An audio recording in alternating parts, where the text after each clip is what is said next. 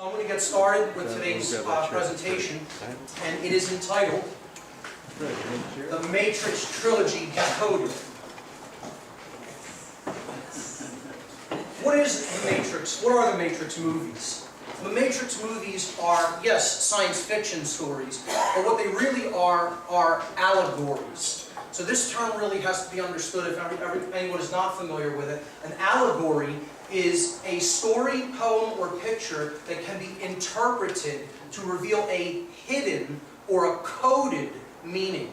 What we're going to be doing here is decrypting that message. We're going to decode that message and show you what it's really about. What this science fiction trilogy is really about is our world, what's going on in our world. And an allegory typically teaches a moral or a political lesson of some kind. So, the allegory of the Matrix is actually about our world being under complete control.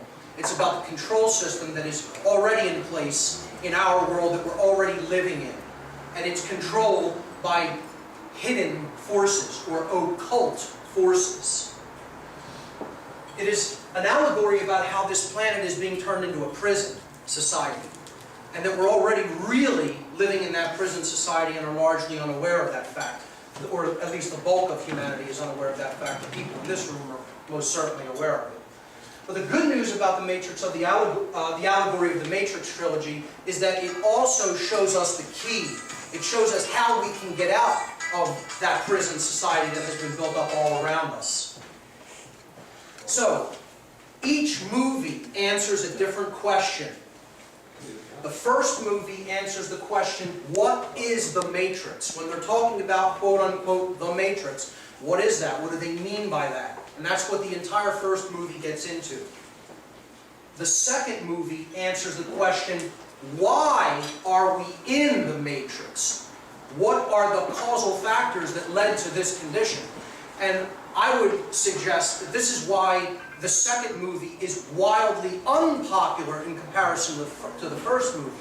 For people who can see the control system, at least, and are not resistant to at least seeing the controls in place in our world, they're still very resistant to understanding why that control system is in place and what's perpetuating it. And most unpopular of all is the third film. Because the third film answers the question, how do we get out of the Matrix? And that's the information that people are actually the most resistant to hearing. Because that involves deep internal change in a person's thoughts, emotions, and actions. And that's the thing that they're the most resistant to. So that's why I would suggest the second and third movie did not nearly gain the traction of the first one. So let's start in and take a look at the first movie, which answers the question, what is the Matrix? The film begins in a hotel called the Heart of the City. So it's starting at the heart. This is very highly symbolic, as we will see, because one of the things people miss in this movie is that it begins and ends in the same place, in the heart. Okay? It actually comes around full circle, and Neo actually ends up in this building at the end of the film. Okay? So every movie, every one of the movies also begins with Trinity, the main female lead, played by Carrie-Anne Moss, in distress, in severe distress of some kind. Each movie starts with her under attack or in distress. Okay? Because she represents the feminine force that is in distress in our world. Okay? She's under attack by agents at the beginning of the first film. Agents of the state are what these agents in the Matrix represent. They represent people who are doing the bidding of the control system. Okay, the main hero of the film, played by Keanu Reeves, is Thomas Anderson, who is a software engineer. Okay, now, the Matrix is all an allegory dealing with software jargon, computer jargon. Okay, software, hardware, internet, things like that. So, another thing a lot of people miss is that at the beginning of every film, the first time you ever see the main character, he is asleep. Every film. Okay? And this is suggestive This is suggestive that we are asleep because Thomas Anderson represents the everyman. He is us. Okay? He represents our position as the average human being trapped in the matrix and asleep. Okay? Not having awoken yet. And he receives an encrypted message on his computer that says, "Wake up, Neo." See, that's his hacker name, Neo. We'll get into what that represents, the name. The matrix has you. It owns you. Okay? And follow the white rabbit is the advice he's given. And that's suggestive, of course, Lewis Carroll's Through the Looking Glass, which is also about a reality that is hidden from our view. So, his apartment is room 101. Now, this is a direct reference to 1984, the book by George Orwell. And room 101 in that film represents the place where your deepest fears are contained, that you have to go into. The protagonist of that movie had to go into near the end of the book, the book, 1984 had to go into. And, you know, unfortunately that movie has a very dark ending where The Matrix actually has a quite hopeful ending. But room 101 represents fear, and you see the one eye symbolism as well here, with the character peeking out fearfully through the door. This is a scene where a bunch of other hacker types come to his house to take some code, to take some stolen information from Neo, who he has paid a couple $1,000s for at the beginning of the film. Now, the money stash that he uses is a book. It's a hollowed out book. But this book is actually what inspired the film. Okay? It's a real book. It's by Jean Baudrillard. Okay? And it's called Simulacra and Simulation. And it is a book about how we are lost in the map and we are not even seeing the territory for what it is. It's a book about how our perceptions are completely misguided and we are misled into a dream world. And we're believing that the symbols and the map are the real world, and we're not even really paying attention to the real world. We're not paying attention to nature at all. Okay? So that's what that book is all about. I suggest people check it out because it is really, along with some other spiritual teaching from different traditions, what the information that underlies the Matrix films. Now, the people who show up to give him the money, one of their girlfriends has this white rabbit on her shoulder. So you see synchronicity, the idea of synchronicity being injected into the film. He was just told, follow the white rabbit, a white rabbit appears. He decides to go along with that, stepping into the stream of synchronicity, and that leads him to a club where he meets Trinity, where Neo, Thomas Anderson, meets Trinity. Now, he never met her before, but he was aware of her reputation. Here's part of the conversation that takes place. Trinity says, I know why you're here, Neo. You're looking for him. I know because I was once looking for the same thing. And when he found me, he told me I wasn't really looking for him. I was looking for an answer. It's the question that drives us mad. It's the question that brought you here. You know the question just as I did. And Neo replies, what is the Matrix? That is the question that we're going to get an answer to. Trinity says, the answer is out there, Neo. It's looking for you, and it will find you if you want it to. So this is suggestive that the desire for truth must be present if we're going to find answers. And the person she's referring to, of course, is Morpheus, who we'll get to in a moment. Well, Morpheus represents the truth teller. He represents the one who is revealing the truth and helping to bring people out of the Matrix. So, the next slide is from Thomas Anderson's place of employment, which is a software company, and his boss, Reinhardt, says to him that he has a problem with authority, because that's what this movie is about. Authority being projected onto us and us believing in it, us accepting the notion that there's such a thing as authority in human form. And he says, I'll read part of the dialogue. He says, you have a problem with authority, Mr. Anderson. You believe that you are special, that somehow the rules don't apply to you. Obviously, you're mistaken. This company is one of the top software companies in the world because every single employee understands that they are part of a whole. So he's emphasizing the concept of collectivism, of giving yourself over to the collective instead of expressing your uniqueness and individuality. And he concludes by saying, thus, if an employee has a problem, the company has a problem. So, agents of the state show up to question Neo, and he doesn't know why they're there. So he's on the phone with Morpheus, and Morpheus says to him, I have been looking for you. I don't know if you're ready to see what I want to show you, suggesting that most people aren't ready. They're resistant. They don't want to see the truth. Okay? He says, but unfortunately, you and I have run out of time. And that's where we're at. We're at the time where it's no longer time to sugarcoat this information. We have to get it out there whether people are ready to hear it or not.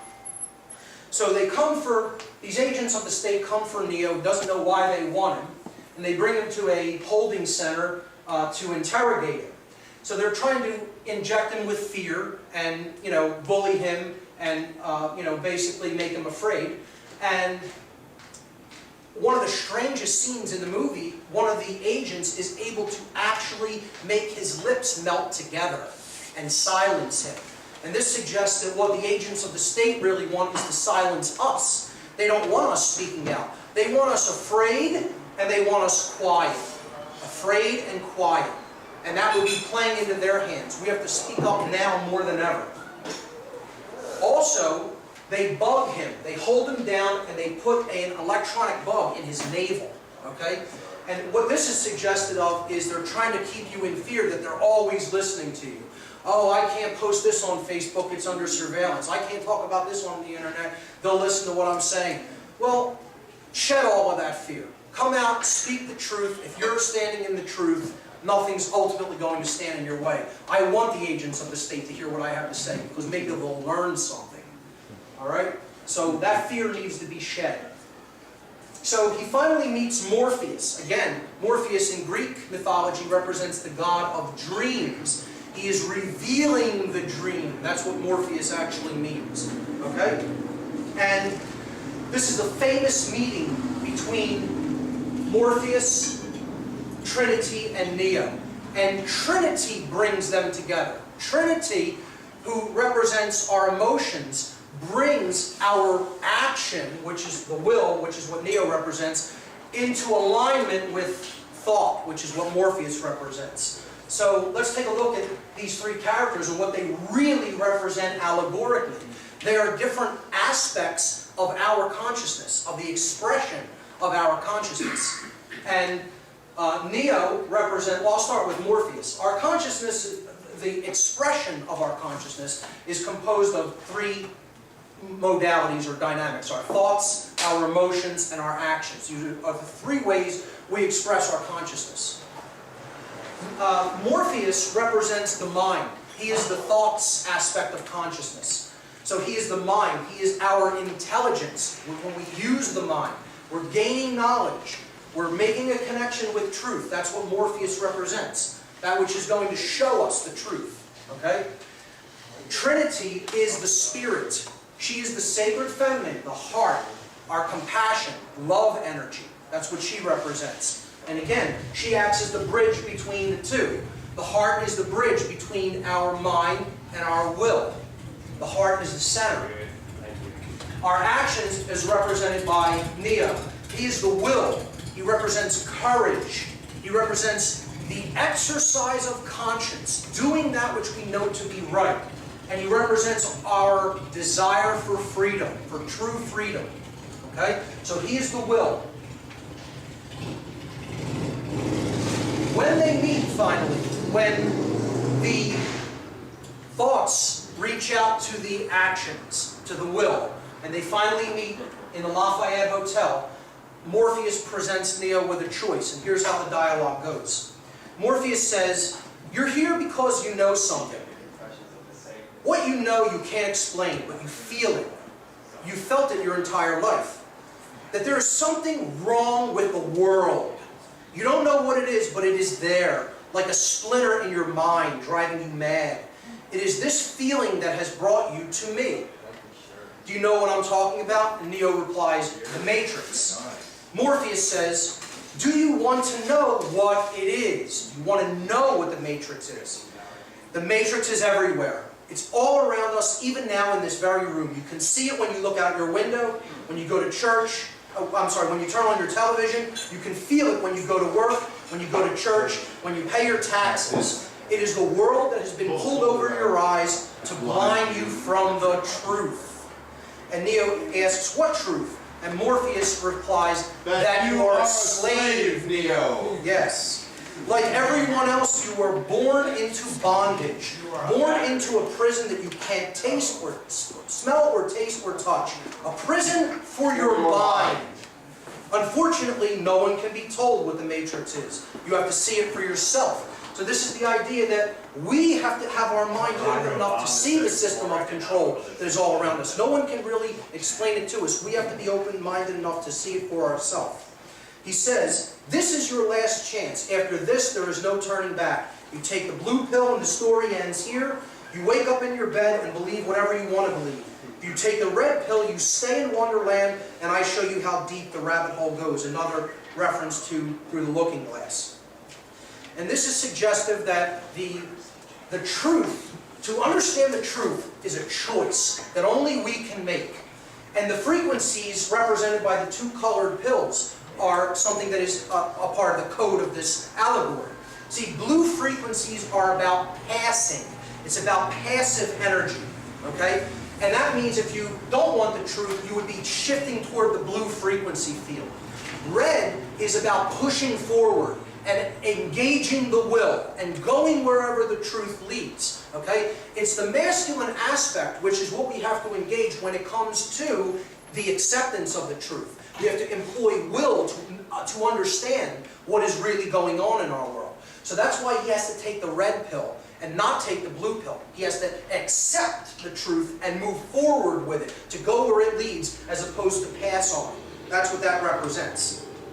Okay, so of course the main character, our hero, Neo, takes the red pill.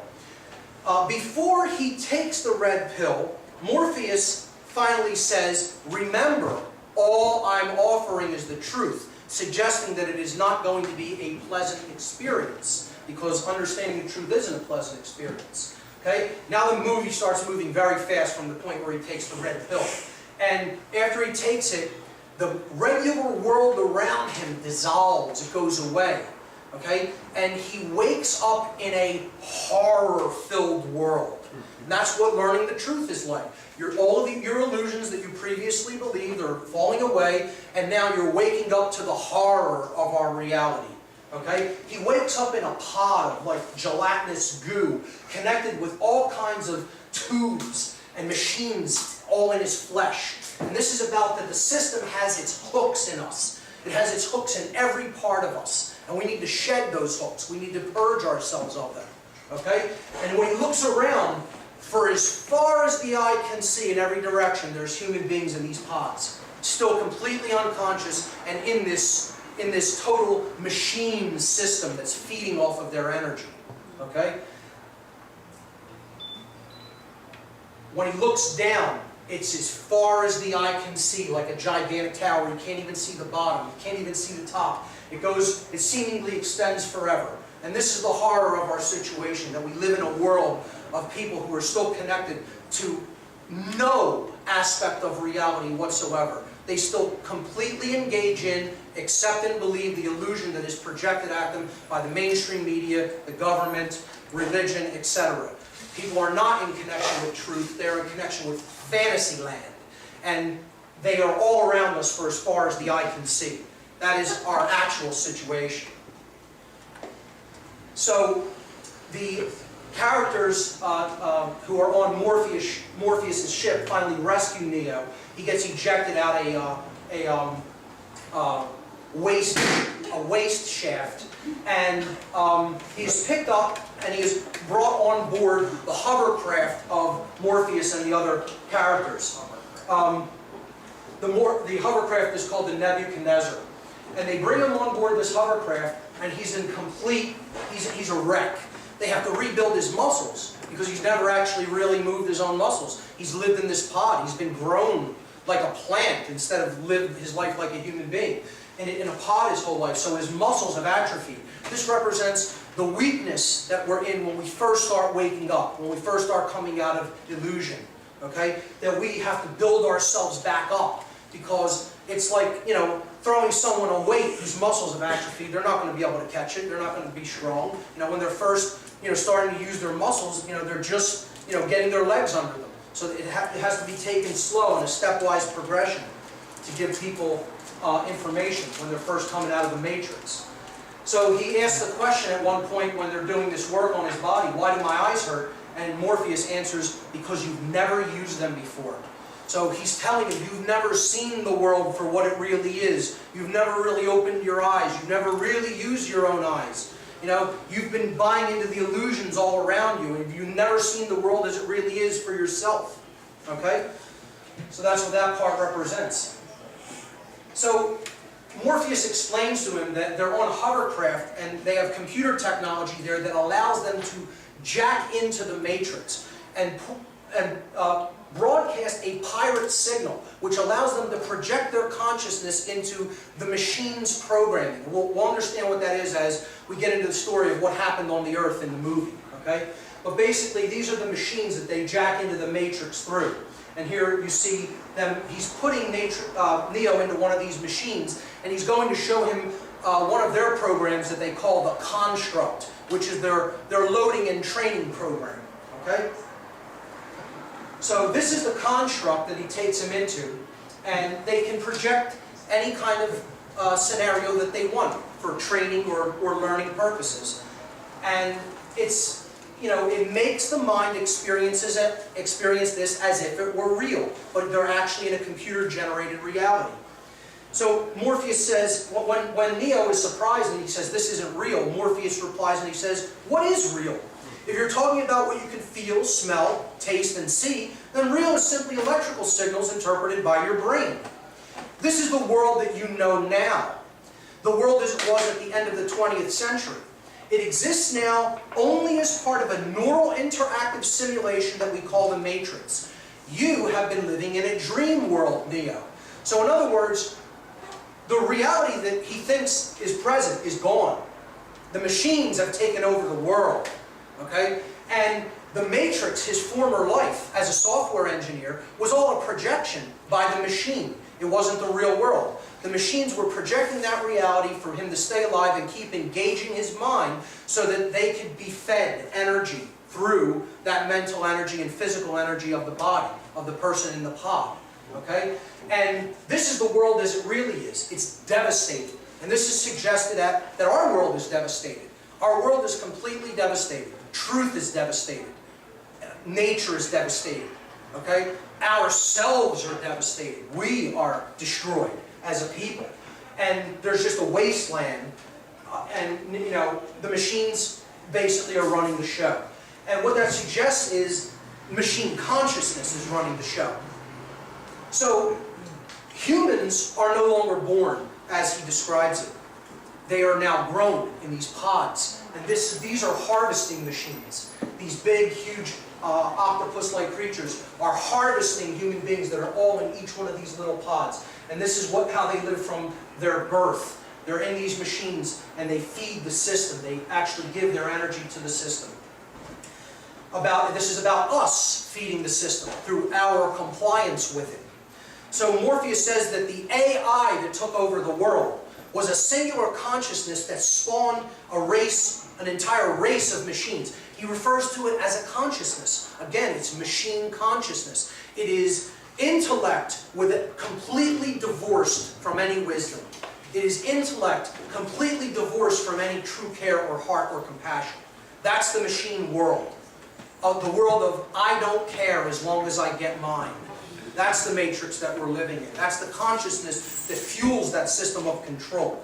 Okay? So, he says, the machines have found all the energy they will ever need, meaning human beings. They eat us, they feed on us. He says there are fields, endless fields, where human beings are no longer born, they are grown. For the longest time, I wouldn't believe it myself. And then I saw the fields with my own eyes. Standing there facing the pure, horrifying precision of it all, I came to realize the obviousness of the truth And here's where we get the answer to the question of the first movie. Morpheus answers the question himself. He says, what is the Matrix? Control. Control is what the Matrix is. And the system that we're living in is all about control. A police state society. Total lockdown society coming in. Brought on by keeping people in a completely illusory, dumbed down condition from the moment that they are born. And that's what the machine consciousness is all about, and keeping people in a completely asleep condition from the moment that we're born is like. He answers the question. There it is. What is the Matrix? Control. The Matrix is a dream world built to keep us under control in order to change a human being into this. And he holds up a battery because we are their fuel through our consent to this system of control that has been built up. I would suggest that what the Matrix ultimately is this. It's not just control, it's a specific kind of control. The Matrix is mind control. This is where the real Matrix is operating.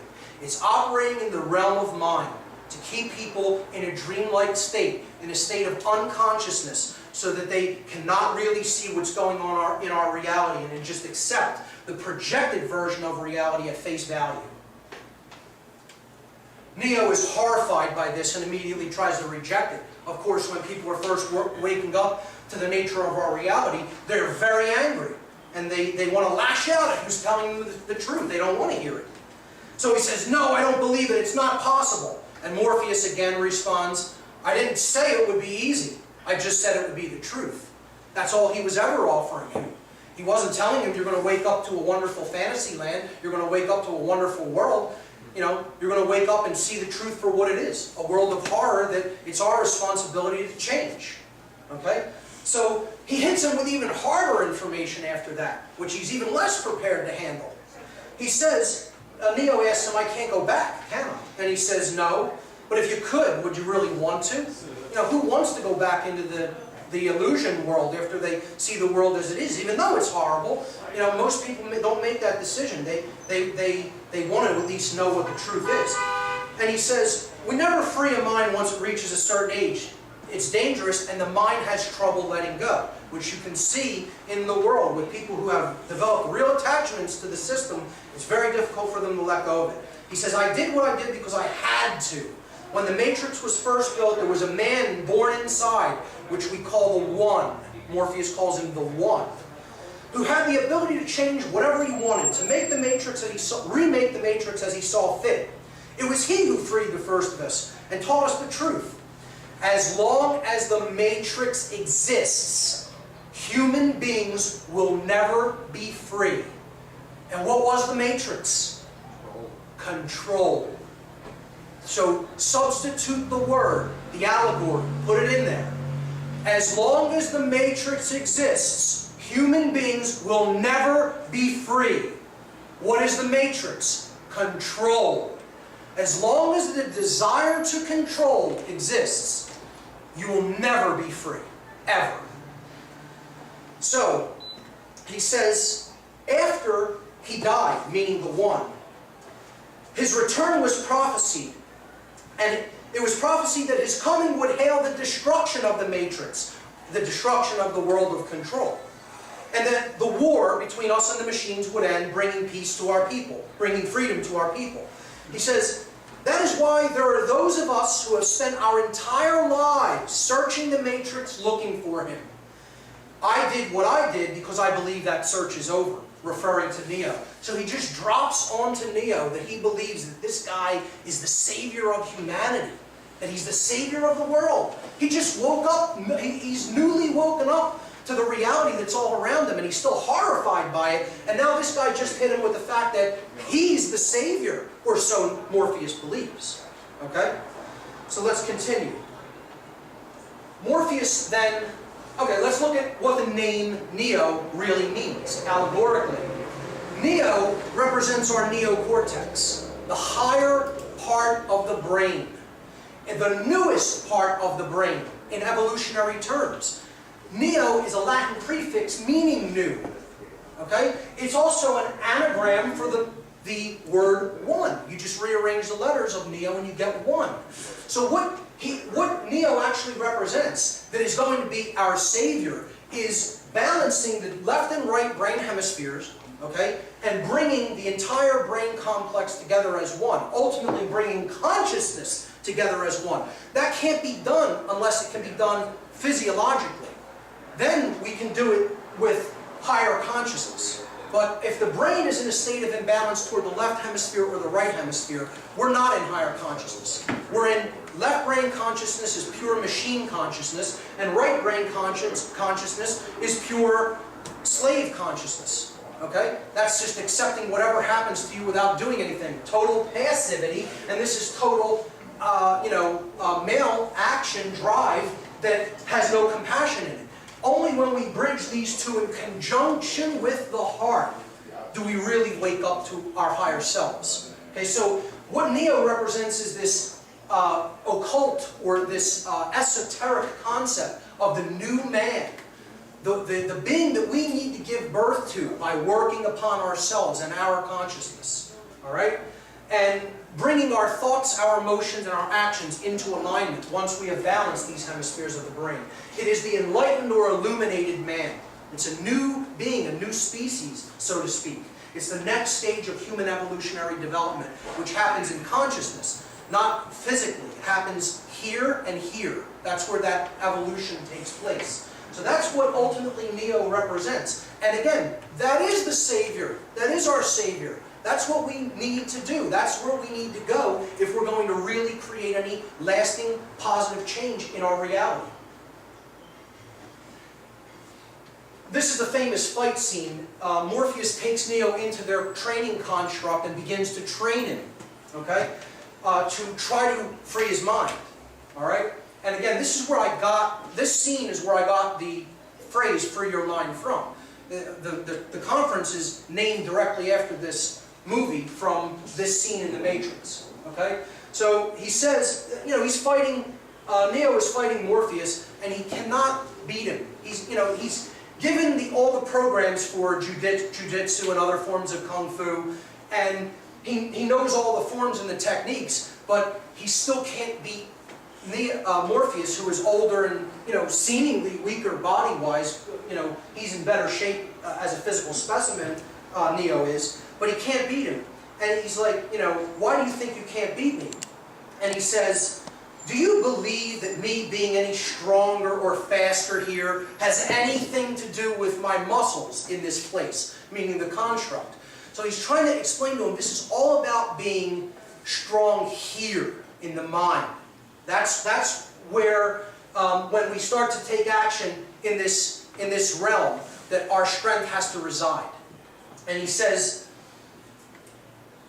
I am trying to free your mind, Neo, but I can only show you the door. You are the one that has to walk through it. So, you could lead a horse to water, but you can't make him drink. You could show someone the truth, but you can't make them accept it. That's what he's saying. He's saying you have to let it all go. Fear has to be let go. Doubt has to be let go. Disbelief. Free your mind. He says, you're the one who has to walk through the door, suggesting that ultimately only the person themselves creates transformation. Transformation is created within, and it's done according to our accepting the truth and then putting it into practice in our lives. So you're the one who has to do it. He shows him another training program, which they call the JUMP program. And this is about having faith in yourself. All right? He starts him on this building, and he's telling him you need to jump to that other building across an entire city street. And this is obviously impossible in the, quote, real world, but he's trying to train his mind out of its weakness and build up confidence and build up belief in oneself. So Morpheus makes the jump because he's already at that level of consciousness, and he asks him to follow. And of course, Neo isn't at that level of awareness yet, and so he plummets into the street. And the street doesn't kill him. It acts like a trampoline, but he kind of is a little bit injured. He spits up a little bit of blood, and and he says in this, if you're, after coming out of that program, spitting up some blood, he says, if you're killed in the Matrix, that means that you die here. And Morpheus simply responds, the body cannot live without the mind. So ultimately, the mind is what's creating our projections in the real world. So, continuing, he then shows him another training program that is all about the agents of the system and how they're really all around us. And the agents can be anybody within the system, because the system is what people are attached to. Okay? So they're not willing to follow the truth. They're not willing to do the right thing. They're going to do whatever the system commands them to do. So anybody's a potential agent of the control system. Morpheus says the Matrix is a system. That system is our enemy. When you're inside, what do you see? Businessmen, teachers, lawyers, carpenters. The very minds of the people we're trying to save. But until we do, these people are still part of that system, and that makes them our enemy. You have to understand that most of these people are not ready to be unplugged. Many of them are so inured, they are so hopelessly dependent on the system that they will fight to protect it. They will fight to protect their enslavers. They don't want to be free because they've never even understood what the concept of freedom is, let alone practiced it or lived it in their lives. They love being under control. They love being dominated. They love being enslaved. And they want it to stay that way, because it staying that way means ultimately they have no true personal responsibility, the thing that they're really trying to duck more than anything else. So he's trying to explain to them, these people basically love it the way that it is. And many of them aren't ready to see the truth and be unplugged from the mind control system. So he says, were you listening to me, Neo, or were you looking at the woman in the red dress? This is a clear reference to the occult concept of the Scarlet Woman, and it represents the base desires. It represents staying in ego consciousness, being distracted, having your work put to the back burner due to distractions, things like that. And he explains to him, he tells him, look again, and when Neo turns around to look for the woman in the red dress, it's an agent holding a gun to his head. Okay? So what he's trying to tell him is that agents of the system can be anybody. They can infiltrate anywhere. And he says, this is a training program that's designed to teach you one thing. If you're not one of us, you're one of them. Anyone that we have not unplugged is potentially an agent. Sooner or later, someone is going to have to fight them. Every single man or woman who has ever stood their ground, everyone who has fought an agent has died. But where they have failed, you will succeed, because their strength and their speed are still based in a world that is built on rules. Because of that, they will never be as strong or as fast as you can be. And Neo says to him, what are you trying to tell me? That I can dodge bullets? And Neo says, no. I'm trying to tell you that when you're ready, you won't have to. That this will not have to come to a hot revolution if we can do it in consciousness. If we get to a level of consciousness where we stop holding on to our attachments to this control system, we won't have to do this with a war. We will be able to do it by stepping away from the control system and letting it fall, by refusing to comply, by stopping giving our energy to it, to perpetuate it through our own energy. That's the real solution. And not a single bullet would have to be fired if we can get it done that way. And that's what all of my work is about. 100% of my work is to try to avert that hot revolutionary potential. I don't want to see it come to that. I'll be ready if it does come to that, guaranteed.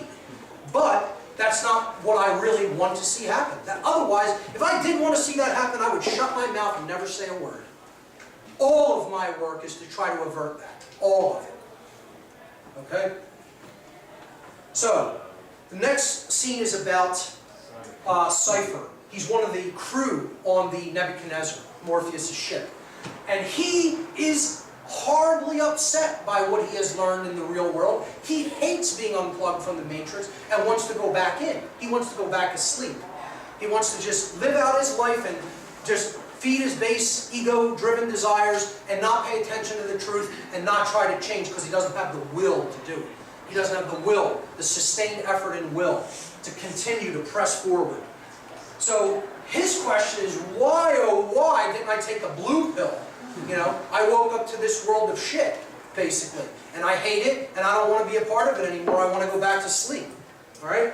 So his concept is ignorance is bliss, and he makes a deal with the machines that if he gives up Morpheus, if he betrays Morpheus and gives him up to the machines so they can get the codes that they need to attack the last human city of Zion, which we'll talk about later, that his body will then be actually physically reinserted into the Matrix, will be found in the real world and physically reinserted into the Matrix, and he's doing this for a deal that he'll be made someone important and rich, like an actor. We'll take questions afterward. So he's going to betray the crew, okay? And one of the next scenes is the heroes go into the Matrix because Morpheus is taking Neo to see another character known as the Oracle. We'll get to what she represents. She's basically one who makes prophecy about what's going to happen in the future. And in the waiting room to see the Oracle character, he encounters this little boy who we don't know his name. He's just referred to as the boy with the spoon, or Spoon Boy.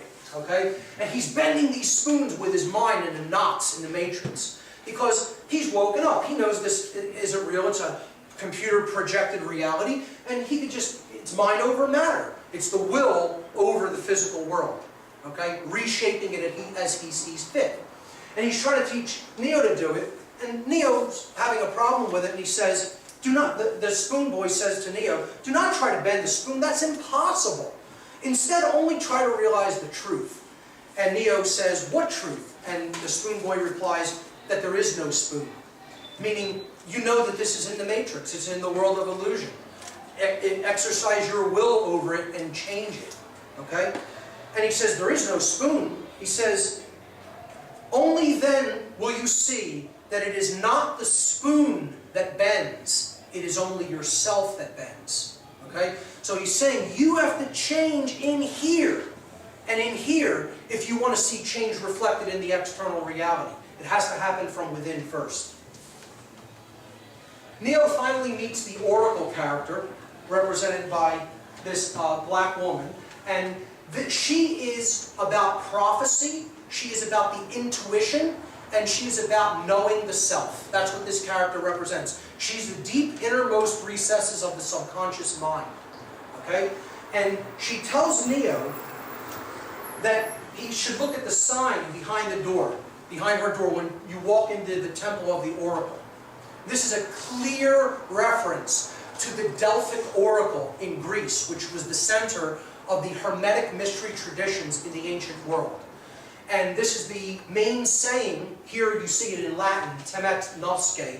In Greek, I don't know what the inscription was off the top of my head, but basically what that means is know thyself. And in the Hermetic tradition, they said, know thyself, and only through knowing thyself will you know the universe and the gods. Okay? So, this is the ultimate command of all mystery tradition teachings. If you don't know the self, you're doomed. If you know the self, then you can create wondrous change in the world. And that's the problem. We don't know ourselves. We've forgotten who we are. And we don't understand how consciousness works to create the reality that we're witnessing and that we're experiencing. And therefore, that's why we continue to create in ignorance. If only when we know the self will we create consciously. So she says, do you know what that means? It's Latin. It means know thyself. Being the one is just like being in love. No one can tell you you're in love. You just know it through and through. She says, sorry, kid. You have the gift, but it looks like you're waiting for something. Maybe in the next life, who knows? So he hasn't built up the confidence. He doesn't know himself enough to know he is the one. He hasn't come to that awakening level yet, that level of consciousness to know he's the one who has to go out and make change. Okay? So she tells him, well, it seems like you're waiting for something. You know, you don't know that you're the one? Well, then I guess you're not. If that's what you believe, then it's true.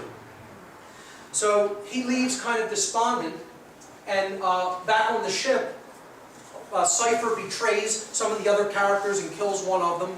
All right? And he takes over the ship, and he finally betrays Morpheus, and Morpheus falls into the hands of agents within the Matrix before they can actually get out.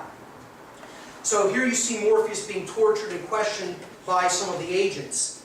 And Agent Smith says to Morpheus, in reference to the Matrix itself, the system of control, have you ever stared at it and marveled at its beauty, its genius? Billions and billions of people just living out their lives, completely oblivious. Talking about the control system we're living in. He says, did you know that the first Matrix was designed to be a perfect human world? Where none suffered, where everyone would be happy. It was a complete disaster. No one would accept the program. And that's because as a species, human beings define their reality through misery and suffering. This is Smith's dark, poisoned worldview of humanity, of how he sees humanity. And this is part of our poisoned worldview. Why we're still stuck in the Matrix is this is a lot of people's poisoned worldview.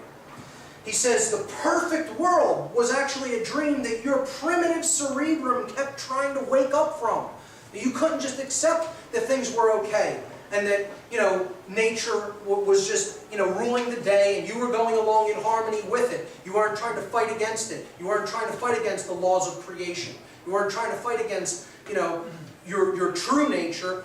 You were just going along with it. That would have been a perfect world, but you couldn't do that. Your mind kept trying to wake up from it. It wanted something else. It wanted something more. Until it finally would only accept this prison reality, that desire to control. He says that's why the Matrix was redesigned to this, meaning, the modern world, the system of control. So he says, when I tried to classify your species, I realized that you're not actually mammals. Every mammal on this planet instinctively develops a natural equilibrium with the surrounding environment, but humans do not. You move to an area, multiply and multiply, until every natural resource is consumed. The only way you survive is to spread to another area. There is another organism on this planet that follows this same pattern. Do you know what it is? A virus. Human beings are a disease, a cancer of this planet. You are a plague, and we are the cure, meaning the machines. Because he's one of the programs in the machine world. So that's his worldview. And that is the dominator's worldview. That is really what they think. That's how they think. And unfortunately, they have infected our minds with that worldview, and many of us think that same way. We're not a virus. If we continue to think that we are, we're falling right into their game, into their hands, and believing in their worldview, which is ultimately going to lead us right into their continued control. So he's trying to break Morpheus' spirit. He's trying to break his mind. So Neo and Trinity go back into the Matrix to lead a rescue attempt of Morpheus. Okay? And this is basically, you're trying to rescue the truth and keep the truth alive. That's what these characters are doing. That's what this represents. Morpheus is the truth. They're trying to rescue, to save the truth from being exterminated, from being broken. Okay? And there's another theme in the movie of going up. We'll return to this later. Going up to a higher level is the solution. They have to take an elevator shaft and they have to take it via an act of faith, via a cable. They have to cut the elevator away from the cable and ride the cable all the way up to the top floor. This is an act of faith that the truth will lead you where you need to go, up to a higher level of awareness. Finally, they rescue Morpheus with a helicopter and a Gatling gun. And the last effort to save Morpheus is a leap. It's a leap of faith. It's using all of the will and suspending yourself, okay? Completely extending yourself to come into harmony with truth. That's what this scene represents. After they save him, Morpheus says, I knew you could do it. I believed in you. He says, sooner or later, you're going to have to realize, just as I realized, that there is a difference between knowing the path and walking the path. That's a powerful, that's a Buddhist philosophy. That there's the path and knowing it. And that's intellectually and, in an intelligence perspective, understanding what is real and understanding what is right. But then there's a big difference because then you have to engage that in the physical reality by using your will to put that knowledge into action. And that's what real wisdom is. And that's what Morpheus is saying to Neo after that scene. There's a difference between knowing the path and walking the path. After this, Neo finally starts to get some courage and resolve. And he's starting to build up confidence in himself. And he's the first person who will not run. He will face the control system head on and take on the agents of the state in the form of Smith. Trinity is looking at this from outside of the Matrix, horrified, saying, "My God, what is he doing?"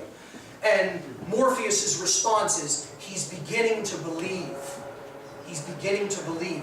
Because he's beginning to believe in himself. That he is an agent for change. And he is representing and fighting for and championing the truth. And he's willing to defend that truth against the control system. Okay? So, he is shot in the same room where the movie begins. People miss this part here. Okay? It's the heart of the city hotel. Watch it again, you'll see it. In room 303, which is where Trinity was under assault at the very beginning of the movie. So we've come full circle. Now, that number is very significant in Masonic terms, because 33 is the level or the degree of illuminated masonry. Okay, the 33rd degree. Because it's the degree of temperature when water begins to melt. It's frozen as a block of ice, meaning we are encased in ice. Our heart is not actually, we are not warm, or we have not thawed our negative emotions. Our care is not really flowing. But when we come up to the 33rd degree, the light of the sun, knowledge, okay, of the true self, has thawed it and has turned it back into water. Okay, so that's what 33 represents there. And I guarantee you that is no accident. He is shot and dies in the Matrix, in the world of illusion. Because the 33rd level in Freemasonry is also about death and rebirth. It is about resurrection to a new form of consciousness, to enlightened awareness, which is why it is called the first level of the illuminated degrees of Masonry. Okay? So that's what this part of it is. He is shot and killed, and he is now dead to the world of illusion. But now, this next scene, he is revived. He is resurrected and brought back to life by Trinity in an act of love. She kisses him and brings him back to life. This is representative that only true care and compassion can finally resurrect right action. That's it. She represents the sacred feminine energy of true care and compassion and love energy. And that's the only thing that can ultimately resurrect right action in the world, which is what Neo represents, our will. When he comes back to life, it is the most significant, is probably the most important part of the entire film. Because he says one word when he stands up, after coming back from the dead. Okay, he says one word, and that word is no. No is the word that Neo speaks when he comes back to life.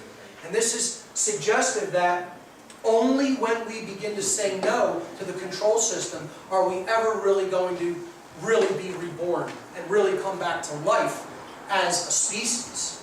The agents of the system fire their guns at him, and he can now stop the bullets just by projecting his consciousness. And this is representative of, again, if we come up to that level of consciousness and say no, no bullets will have to be fired, ultimately. We'll be able to stop that eventuality, that negative future. So, the word no, I call it the most powerful word in the universe in my work. The concept of apophasis, A-P-O-P-H-A-S-I-S. Apophasis means to say no.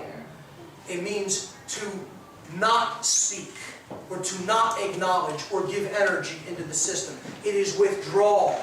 Withdrawal from what is wrong.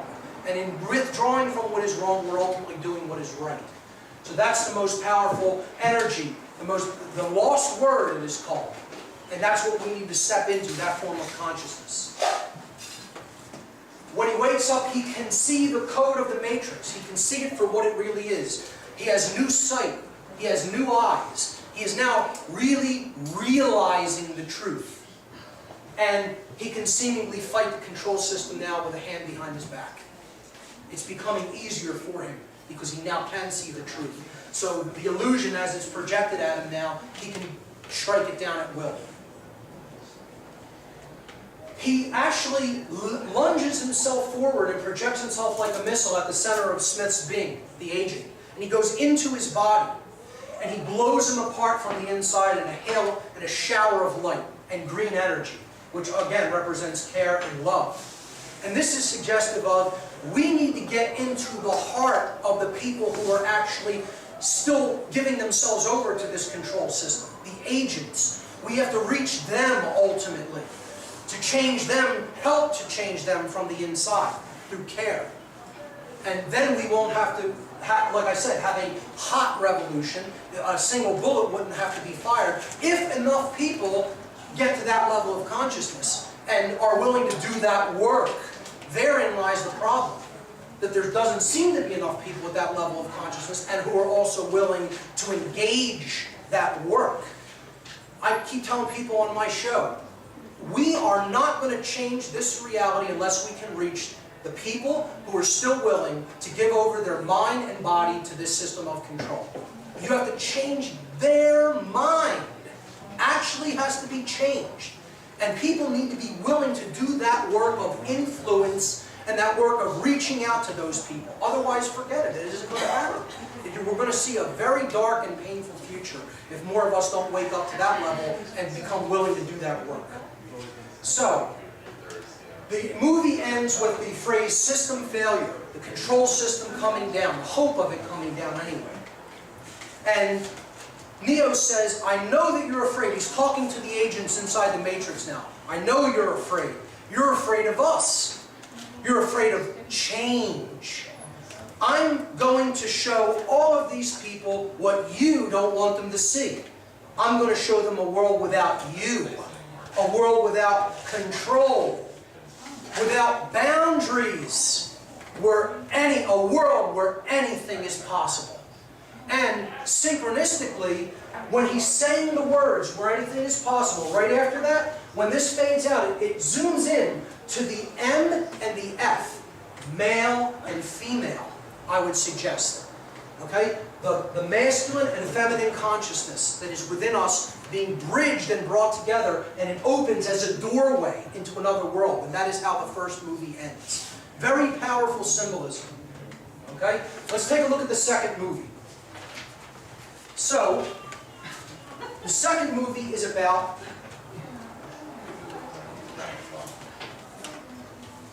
why are we in the Matrix? And this movie gets into much deeper philosophical frameworks than even the first one. I would suggest this is also why it's very unpopular. People are resistant, even if they're awake to the control system, to understanding why we're in the current human condition. So, let's jump in.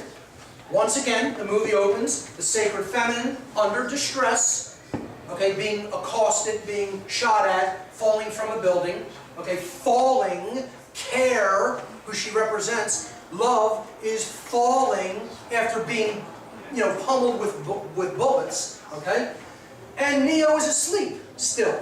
This is suggesting that he may see the Matrix, may be able to start working within it, okay, and finding his power, but ultimately he's still asleep. There's still more for him to know, and that's about why this is created, because only in understanding the reason for something, the causal factor, can we really understand what's necessary to undo it, okay? We get our first glimpse of the last human city, the only place the machines haven't completely wiped out. It's called Zion, and people have a very misunderstanding of what this city represents. In the Kabbalistic tradition, in Kabbalah, Zion actually represents the spiritual center of creation, where the manifested reality is projected from. Okay? So spirit, okay, and care, and our thoughts. These are the things that are actually the projector. And then the projection is the physical manifested reality. Well, Zion is the center of the spirit in the Kabbalistic tradition. All right? And it also represents a positive hope for a better future world. That's what Zion represents in esoteric traditions. So that's what this represents. More overtly, all it represents is the underground. People who are still in the underground. They're not the mainstream because the city is deep underground, it's described, down near the core of the earth. Well, there's a core of people who know the truth, and they're basically still deep underground. You know, internet radio, fanzines and magazines, and, you know, things, you know, meetings like this and conferences like we're having. It's not mainstream. It's still very underground. We're trying to bring it up to the surface. Okay, but it's still deep in the underground world. And that's what Zion represents. There's a big conflict between Morpheus and Commander Locke, a subplot theme that runs throughout this movie. And this is the tension between one who has faith in what is achievable and possible, and someone who is still really trapped in 5 sense only thinking. Okay, Morpheus, you know, has faith in higher consciousness, that it's really the ultimate solution, and Locke is still all about just, you know, physical things to do in this world. I call it, he's the rearranging furniture on the Titanic guy, whereas Morpheus really knows what's necessary to create the real change. So Locke says, I don't care about oracles or prophecies or messiahs. I care about one thing, stopping that army from destroying this city, meaning the machine army who's coming to attack Zion. And he says, and to do that, I need soldiers to obey my orders. So he's still in the controlled consciousness from the Matrix. Not much has changed with him. You know, he's all about, well, there's linear physical things that need to be done, and I need people to obey. You know, and that's not the consciousness that's going to get us out of this mess. Morpheus says, with all due respect, Commander, there's only one way to save this city, Neo. And what he's referring to is that unity consciousness that we have to get to. So let's move forward. Morpheus gives a phenomenal speech in this that's very inspiring. He says, the machines have gathered an army. And as I speak, that army is drawing nearer to our home. He's telling this to the people of Zion. We have a difficult time ahead of us. But if we are to be prepared for it, we must first shed our fear of it. I stand here before you now truthfully unafraid, because I remember that for 100 years we have fought these machines. I remember that for 100 years they've sent their armies to destroy us, and after a century of war, I remember that which matters most. We are still here. He says, tonight, let us send a message to that army. Let us make them remember that this is Zion, and we are not afraid. So, incredibly powerful speech delivered by Morpheus about fear and how to conquer it.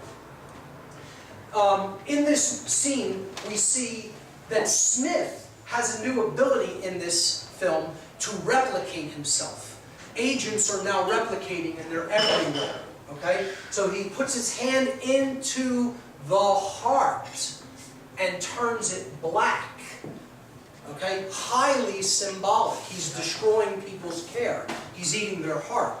And then he turns him into one of them, an agent for the system of control. Okay? So he takes over one of the people who is one of the crew members on another ship, Bane, his name is. Now, Bane is symbolic. Bane means poison in Latin. Okay? So that's how we are poisoned. We become poisoned through the heart. Actually, if you really want to get technical, what Bane means in Latin is not just poison. It means an agent of death. So highly symbolic. And again, poison was the main agent of death used, so it became synonymous with poison. You know, so Bane is actually an agent that leads to death. Okay? So we see him taking over people through the heart, and that's, you know, ultimately bringing them toward death, because that's what he represents. Smith represents death, as we'll see in a moment. This movie is all about conversations that deal with purpose. Purpose. Okay? He says, This is a scene where Neo is talking to one of the counselors of Zion. And they go out into the engineering section, and he's having a conversation with him about all the machines that run the city. He said, Counselor Heyman is his name. He says, I think about all those people still plugged into the Matrix. And when I look at these machines, I can't help thinking that in a way we're plugged into them. He's talking about technology in general. And Neo answers, but we control these machines. They don't control us. And the counselor replies, it does make one wonder just what is control. Neo replies, if we wanted, we could shut these machines down. And the counselor says, that's it. That's control, isn't it? If we wanted, we could smash them to bits. Although if we did, we'd have to consider what would happen to our lights, our heat, our air. There's so much in this world I don't understand. See that machine? It has something to do with recycling our water supply. I have absolutely no idea how it works, but I do understand the reason for it to work. So here purpose is brought up.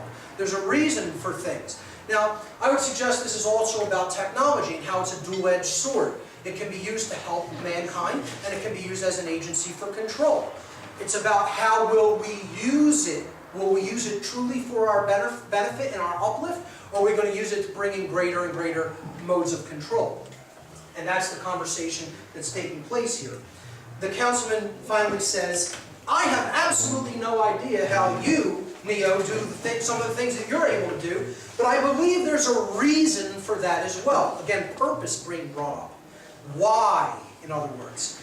I only hope we will understand that reason before it's too late. So what he's suggesting here is we have to really understand what is driving your level of will so that we can help other people to achieve that level of consciousness and put their knowledge into action, to get over their fear and actually do the work that is required. If we can understand what helps bring somebody into that full potentiality of their power, then maybe we'll have a shot. So, very powerful scene actually. Okay, Seraph, this character here, is the protector of the oracle. And he is representative of the seraphim, an angel, a group of angels, angelic intelligences. His name is short for seraphim.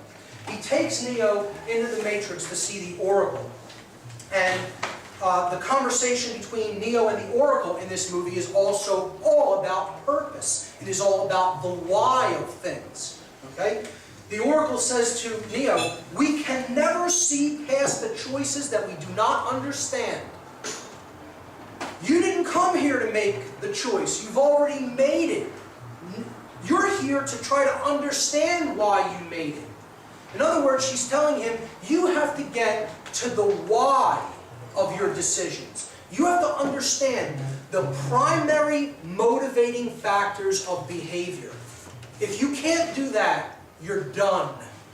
He says, what if I can't do that? What happens if I fail? And she says, then Zion will fall, meaning humanity will be doomed. We can't understand what drives our behavior, our primary drives and motivations, the causal factors that lead us to make the choices that we do.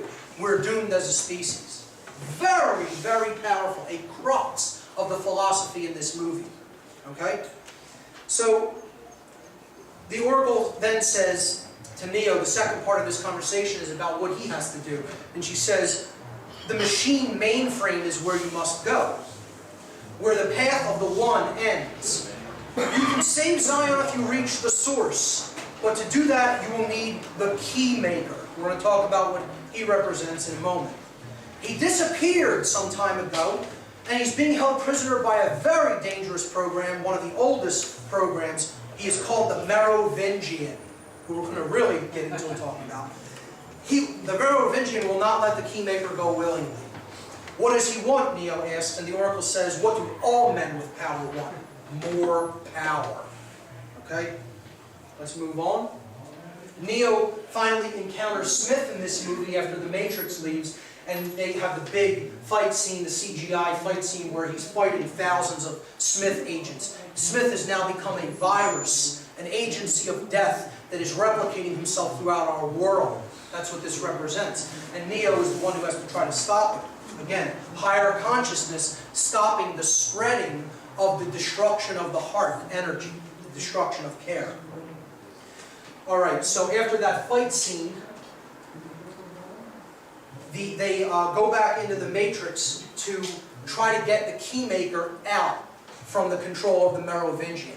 So the three characters, Morpheus, Neo, and Trinity, go into the stronghold of the Merovingian. Now the Merovingian, the name is suggestive. It's about the Merovingian bloodline, one of the high connected bloodlines to the highest levels of the control system. This is an occult family that dates back into the ancient world, and there's a lot that we go into on that, but you can research the Merovingian bloodline for yourself. Basically, who this character represents is the super, quote, elite that is controlling this world and reaping the benefits of the control system, okay? And he doesn't want to give up his power, he just wants more and more power. I would suggest that he is representative of the dark occultists who understand the human psyche, how it works, and are completely manipulating it for their ends. So he's representative of the class of sorcerers who are really controlling the minds of the people of this world, and therefore getting them to do their bidding. This scene is the most powerful scene in the whole movie. In the whole trilogy, I should say. Not just this individual movie. It's the most important scene in the whole trilogy. Because it gets to the crux of why are we in this position. So, it starts with Morpheus saying to the Merovingian, you know why we are here. And the Merovingian says, I'm a trafficker of information. I know everything I can. Of course I know why you're here. The question is, do you know why you are here? And that question is a big question. Meaning, do you know why you've come to this place in the world? Do you know why? It's not about why are you in this building talking to me. Do you know why humanity has arrived at the condition that it has arrived at? That's the big question. Do you know what those causal factors are about? Because if you don't, good luck undoing it. Good luck making a better world. It's never going to happen unless you know what got you to where you're at first. So he says, the Merovingian says, do you know why you're here? Morpheus replies, we're looking for the Keymaker. The Merovingian replies, oh yes, it's true, the Keymaker, of course. But that's not a reason. This is not a why. The Keymaker is, his very nature is a means. It's not an end. And so to look for him is to be looking for a means to do what? What he's telling him here is, you're looking for the way out of your mess, but you don't want to understand why that mess is present to begin with. And without that knowledge in hand, you're never going to get out of the mess. You have to know why the mess was created in the first place. What got you to that condition? So Neo says, you know the answer to that question. And the Merovingian says, but do you? You think you do, but you do not. You're here because you were sent here. Referring to the oracle. She sent him here. He doesn't know what the Keymaker is, what he represents. You were told to come here and then you obeyed. And that's the way of all things. Right? He says, you see, there's really only one constant. There's only one universal. There's one universal law, ultimately. There's only one ultimate truth. The only real truth. Causality. Action, reaction. Cause and effect. Morpheus replies to that saying, everything begins with choice. And the Merovingian replies, wrong. Choice is an illusion created between those with power and those without. That is the nature of the universe. Causality. There is no escape from it. Our only hope, our only peace is to understand it. To understand the why. Why is the only real source of power. Without it, you are powerless. Why is the only real source of power. Without it, you are powerless.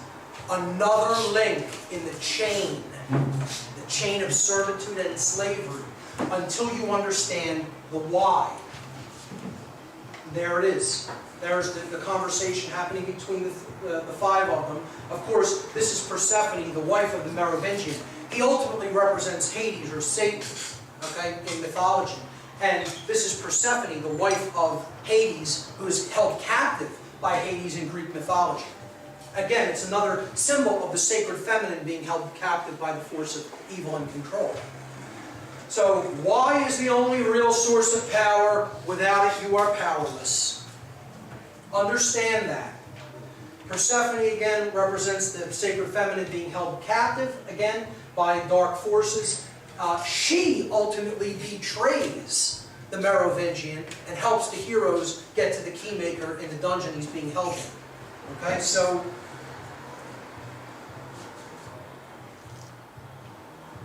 they finally do get the Keymaker after a long, drawn-out battle with the Merovingian's henchmen. And that these, again, represent all people who have attachment to the control system, who are willing to just follow along a madman and a person who's evil and just totally driven by control for money, or for status, or for, this notion of themselves as, somebody who is fulfilling a role or a purpose. That's what they think is ultimately important and why they want to do it. They don't know anything else. That's what they know to be their purpose. And so, therefore, they give themselves totally over to something that really isn't doing anybody any real good in the world. They think that it is, but it isn't. This scene on the highway, where Morpheus has to rescue the Keymaker, ultimately represents the importance of defending truth on the information superhighway, the internet. That if we're going to really get the truth out there to people and unlock them, unlock their minds, we cannot let the internet fall into the hands of the agents. So that's what that whole battle is about, getting the Keymaker off of the, rescue him on the internet, on the superhighway. They finally do rescue the Keymaker with Neo's help.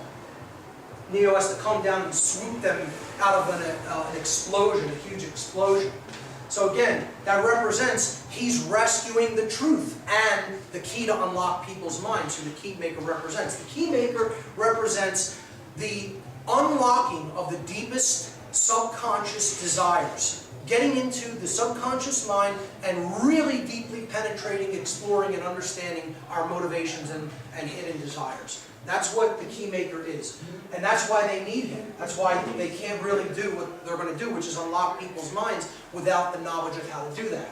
Okay, so he formulates a plan with three captains of three ships to go into the Matrix, disarm the defense system, and get Neo into a hidden part of the Matrix, a back door, so to speak, so he can get to the source and do what he needs to do. Okay, Smith is, of course, replicating here. You see him trying to take over Morpheus in one of the backdoor corridors while Neo is fighting him off. Finally, Trinity decides to help after one of the ship captains fails in their mission to disarm part of the defense system. Trinity decides to go into the Matrix. After promising Neo she would stay out of it, he's trying to protect her at this point because he has seen her death in a vision, in his dreams. And he doesn't want her entering the Matrix to try to change the plan, to try to make the plan work, but she goes in anyway. She decides to sacrifice herself to go in, even though there's tons of agents in there, to bring down part of the control grid so that the Keymaker, Morpheus, and Neo can do what they need to do. Finally, it succeeds, and the Keymaker opens this back door in the Matrix. Again, these are the subconscious, hidden desires that are all locked up and bound up in our mind that have to be unlocked, that have to be penetrated and walked into so we can understand the why of our behavior.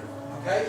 And Neo finally walks through the door, and this is Stargate symbolism. This is, again, going into the state of light symbolism, of enlightenment, of real, true knowledge of self, which is why he walks through a blinding door of white light. All right? He ends up in a room filled with screens, and this is the realm of the architect of the Matrix. And this is where the key conversation happens in this second film. This is the architect of the Matrix, and this is Neo having the conversation with him. Here's how it goes. Neo asks, why am I here? Again, here's the first question. Why? Purpose. What is the purpose? Why am I here? The architect says, your life is the sum of the remainder of an unbalanced equation inherent to the programming of the matrix. The matrix is older than you know. This is the 6th version of it. Okay? So this is news to Neo. He is not aware of this. In other words, he's telling him there have been other incarnations of humanity. There have been other destructions through cataclysms. Okay? This isn't the first time around on this great wheel of karma. You've done this before. That's what the architect of the matrix is telling Neo here. And he says, this is the 6th version. As you're undoubtedly gathering, the anomaly is systemic. It creates fluctuations in even the most simplistic equations. So this anomaly that he's talking about, what is it? Neo immediately recognizes it and he says, choice. The problem is choice, isn't it? And the architect replies, the first matrix I designed was quite naturally perfect. It was a work of art, flawless and sublime, a triumph equaled only by its monumental failure. Again, because the human mind rejected that perfection. I redesigned it to more accurately reflect the varying grotesqueries of your nature. However, I was again frustrated by failure. The answer was stumbled upon by an intuitive program. And he's referring here to the oracle, again, who represents the intuitive capacity. Initially created to investigate certain aspects of the human psyche. Again, another reference that these are all aspects of the psyche, these programs. If I'm the father of the matrix, she would undoubtedly be its mother. Neo says the oracle. And the architect says, she stumbled upon a solution whereby 99% of all the test subjects accepted the program. And what was this solution? The illusion of choice. The Hegelian dialectic. Do you want the Republicans or do you want the Democrats? Do you want labor or conservative? Do you want liberal or conservative? Coke. You know, Coke or Pepsi, exactly. And that illusion of free choice is what gets people, even though it's a false choice, it's a false paradigm, gets people to accept the program of the matrix. And what the choice ultimately is, do you want this form of control or do you want this form of control? But either way, you're under control. See, it's this hand or this hand, but either one's going to punch you in the teeth. Because it's controlled by the same mind who doesn't give a damn about you. Okay? And that's the false choice that people are presented. Hegelian dialectic is what this is called. The presentation of a false choice to give the person who you're controlling the illusion that they've made the choice for themselves. And this is all an illusion, just like politics. It's all an illusion. It's all fake. It's all puppet show. And the puppet master is getting ready to knock you out. Because he has the puppets on both hands, and whichever one you pick, you're getting knocked out by. You're getting dropped with. Okay? So, he says that those who refuse the program, while a tiny minority, if unchecked, would constitute an escalating probability of disaster and failure. Meaning, even, he's trying to control the people who have woken up from the matrix. He wants everybody under control. He's not happy that even some people came out of it, because as long as there's some that came out, there's a possibility that they can bring the whole system down. So, Neo says this is about Zion, isn't it? Meaning the people who are awake, the people who have really come back to true humanity. And he says, the architect says, Zion is about to be destroyed, because he sent his machine army after them. He says, this will be the 6th time we have destroyed it. 6th extermination of humanity. And we have become exceedingly efficient at it. The architect then says to Neo, the function of the one is only to return to the source, after which he's required to select from the matrix 23 individuals. That's a highly symbolic number, which represents escape. Getting out is what the number 23 represents in occult terms. In other words, he got out of the matrix, but he's going to reload it. That's where the name comes from. You're just starting the same system of control all over again. Because most people, when they come out of one system of control, what do? They build up another one. It isn't about laying down the sword. It's, let's make a new system of control. And we'll be the new kings. We'll be the new rulers in this one. And we'll just do it all over again.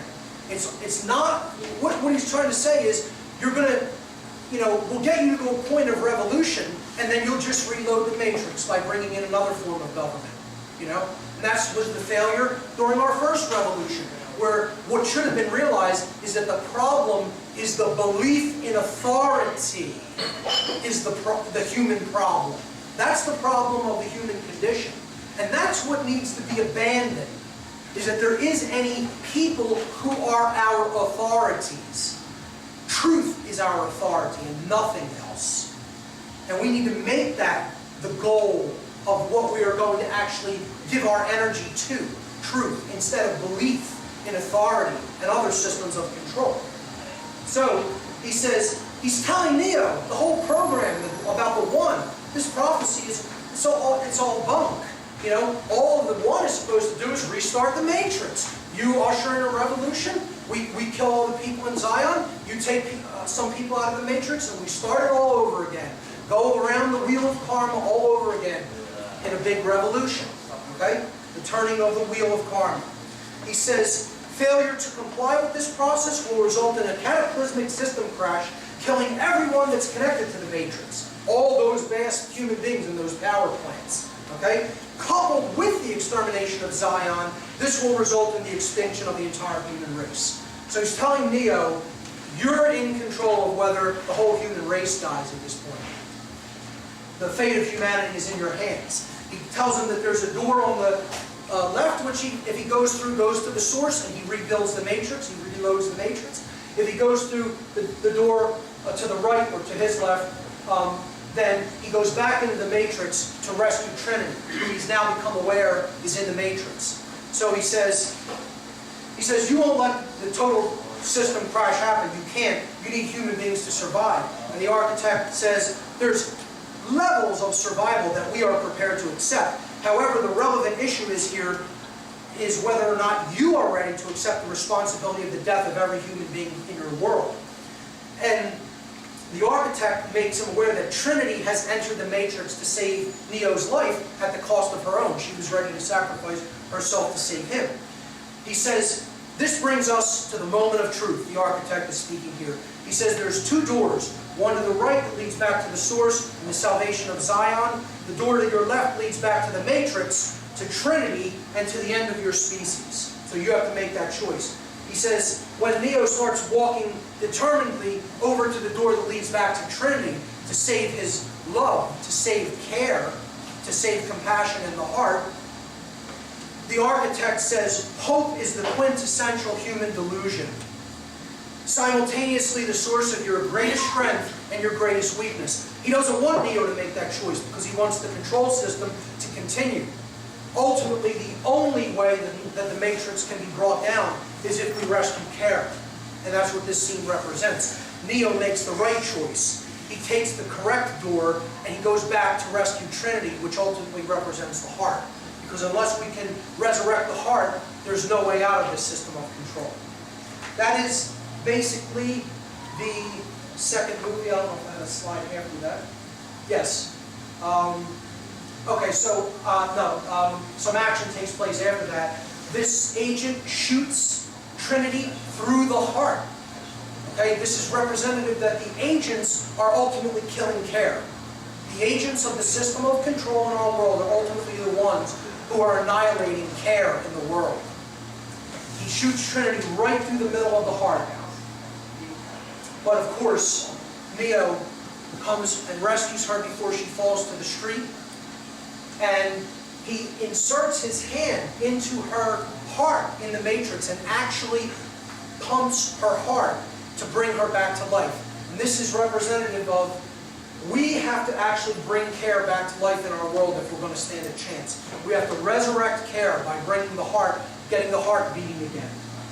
And notice that that's all, it's done in green energy. Again, you see green being the main theme, the main color here, because green is the color, the frequency of balance. It's actually in between, in the visible spectrum, between the reds and the blues, or the masculine and feminine frequencies. It is the coming together, the sacred marriage of those two modes of consciousness, and that's what care energy is really all about. The middle, the center of the visible spectrum of light, green energy, is care energy, is love energy. Okay? So, on board the Nebuchadnezzar, after Neo comes back out of the Matrix, after rescuing Trinity, he tells Morpheus that the whole thing about the One, the whole prophecy of the One by the Oracle was just another one of the systems of control of the Matrix. And it was all about reloading the Matrix and starting it all up over again. So Morpheus is like devastated, because this is his whole religion. This is his entire belief system. You know, and he's now having to realize, wow, that was all just part of the illusion. I look at that as all the beliefs that are fed to us through religion and the New Age movement about externalizing the Savior is all part of the system of control, because it gets you to stand down and you don't really take right action. You are looking at like, that's all in someone else's hands. We don't have to do nothing. You know, it's not about good works, it's about belief. Well, that's bunk. It's all about good works. It's all about actually making a change in the real world through an act of your will. And that's what love is all about, and that's what higher consciousness, including Christ consciousness, is all about. The machines finally sent a kamikaze mission to the Nebuchadnezzar to blow up the ship, and they succeed. The heroes just get off board before the Nebuchadnezzar is annihilated by a bomb. One of the machines becomes a bomb. One of the machines turns itself into a bomb, destroys the ship. That leaves them temporarily stranded, but as more machines are coming for them to physically destroy their bodies, Neo now holds up his hand in the real world and stops the machines, short-circuits them, and annihilates them. Now, we're not in the Matrix now, we're in the real world. So he's now has real power in the real world. This is because he has awoken to the true nature of his self, resurrected his care, understands part of the reason why we're in this situation, and now he's in a power to really affect change in the real world. Not just the machine world, not just the Matrix, the world of illusion. He's really making change happen around him, physically now. Okay? That's what that represents. Another ship comes along to rescue them called the Hammer. Very symbolic names. I'm not going to get too deep into them as well, but Nebuchadnezzar, the Hammer. I will talk about one of the ship names in part 3, the Logos, which is the ship that Neo takes into the machine, the heart of the machine city. At the end of the film, this burst of energy coming from Neo puts him into a coma, suggesting that the high level of consciousness that he had to employ to do that, it burned him out. You know, he might not have been ready for it, or he may not have paced himself, and it ultimately put him into a temporary state of being in a coma. So that's how the movie ends, with him being in a coma, and the ship's captains being debriefed on what happened at the first line of defense as the machines were trying to break through the defense lines into the city of Zion. They find that someone blew an electromagnetic pulse weapon, which is the humans' weapons against the machines, and did it prematurely, knocking out all the ships, and then the machines were able to swarm in and just annihilate the first line of defense of the city. So this is the guy who did it, and they found him unconscious, also in a coma like Neo, kind of, and that was Bane, the Bane character again. And we saw that Smith took over earlier in the film. So really now, Smith's consciousness is embedded in this physical person named Bane in the real world. And the spirit of death and the virus of poisoned worldview and the poisoning of the heart and care is actually operating through this man, through his body in the real world. And he's actually right across from where Neo is at, in the other health bay on the ship. That's how the movie ends. It's a big cliffhanger to be continued. I was kind of horrified by that in the movie when I saw movie number 2, because I didn't even know it was going to be continued. I thought they were going to kind of wrap this one up, and you know, when I saw it was to be continued, I was quite frustrated. So let's move to the third movie, and this is How to Get Out of the Matrix. This part is probably the least popular. And And not only is it the least popular, it is most definitely the least understood of the three films. Let's jump in. Once again, sacred feminine in distress over Neo being in a coma, over right action being dead, essentially, okay, still, and the hero still asleep at the beginning. These are the first times you see them in the film, and that's what's going on. Sacred feminine, still in distress, hero still asleep. The one is still not really at his full potential. There's more that he has to wake up to. Like, what is required of us to really solve this problem? What is required is going to be discussed in this film. So, they find out from the Oracle, who now looks different because part of her code was shut down by the Merovingian, but she moved into a new body within the Matrix. So she survived, wasn't completely deleted, but the Merovingian was very upset. He controls codes that come in, programs that come in and out of the Matrix. He was very upset that she helped the main characters to get the Keymaker, because he did not want the Keymaker released. So we learn from the Oracle that Neo is trapped in a place in his mind that is between the real world and the machine world. So he's not fully in the Matrix, but he's not in the real world either. He's somewhere in between. And that this construct is controlled by a program known as the Train Man, who you see here, the Train Man. All right? And he works for the Merovingian and follows his orders. So they want to lead a rescue mission into the Matrix to go back to the Merovingian and try to convince him to release Neo from this construct controlled by the Train Man. This is described as a black market of sorts for programs. Programs can make deals with the Merovingian, smuggle code in and out of the Matrix. One of the programs wants to get his daughter out of the Matrix because he says he loves her. And Neo finds that so hard to believe. A program can love. And I think what that's representing is that even the agents of the Matrix, they have their reasons for doing what they're doing. These are ultimately justifications, but they say, well, I have a family, I have bills to pay, I need to continue to do this, someone needs to do it, I can make money doing it, and they believe that nonsense, that this has to continue, this control system, and basically it's showing that they have underlying motivational reasons that could even be related to love and attachment to people within their family and their circles. So finally, with the help of Seraph again, Morpheus and Trinity go into the Matrix to try to make a bargain with the Merovingian. Well, what happens is the Merovingian tells him he wants the eyes of the Oracle because he wants sight of the future. He wants to be all-knowing, which the controllers of this world want to do. They want to see things before it happens. They don't want to play the game of chess, honestly. They want to control every function of the board so that the game is already, they know the outcome of the game before it's even played. That's what a reptilian mindset is all about. It's not about, it doesn't want any surprises. It wants 100% knowledge so that their victory is assured. So what he's saying here is he wants the Oracle's eyes. He wants the knowledge of prophecy of the future, of what act everybody is going to make so he can come out on top. And Trinity finally holds a gun to his head saying, we can all go out here. I'm ready to die. I'll take you out. You can kill all of us. But, I don't really care. So she's saying, I'm willing to lay my life down. And the Merovingian finally does capitulate and releases Neo from the Train Man. Neo then, before they leave the Matrix, wants to go back and see the Oracle.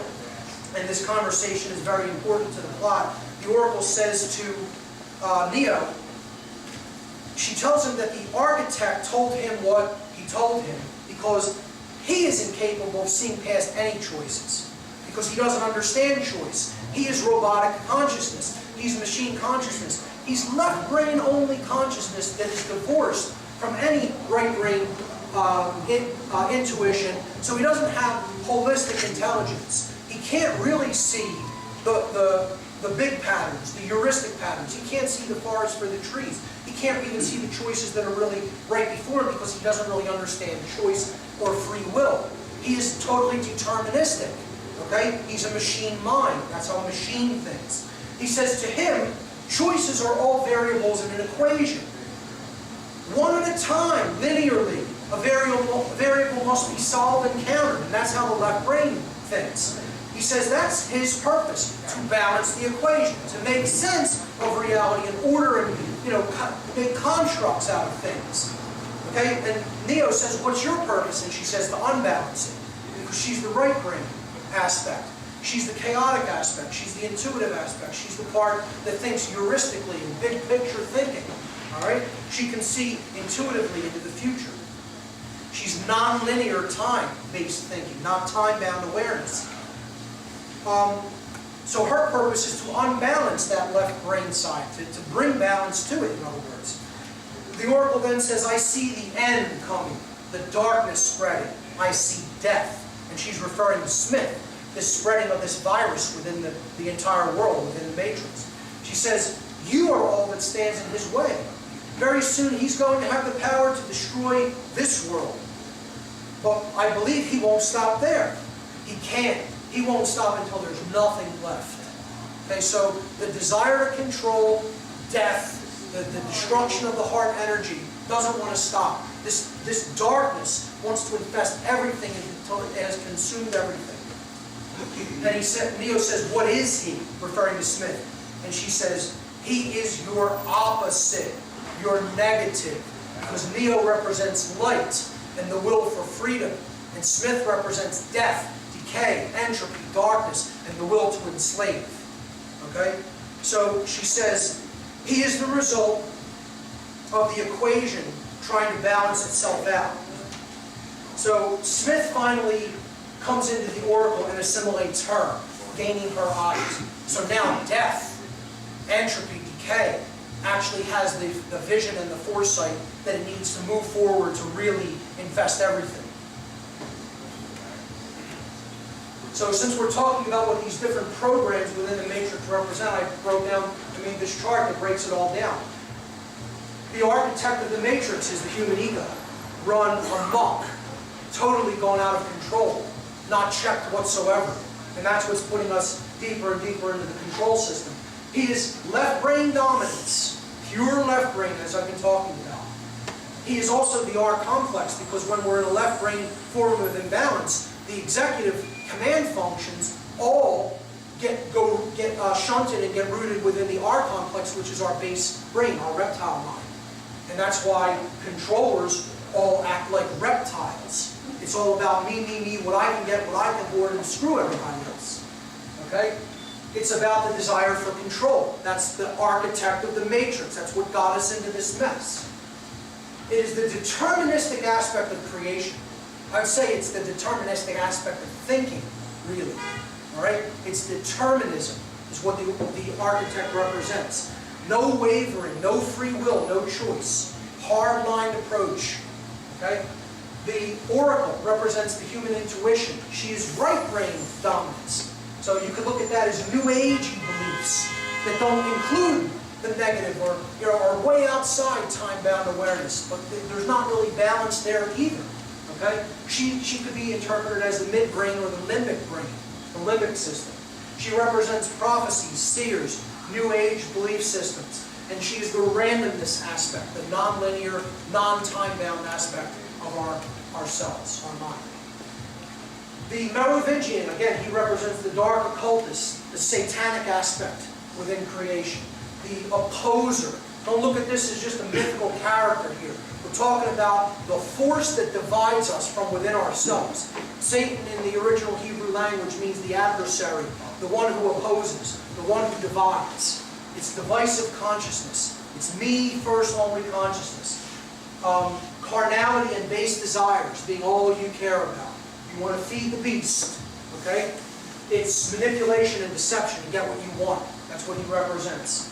So the dark occultist, the quote Illuminati, the dark Illuminati, the powers that be in our world.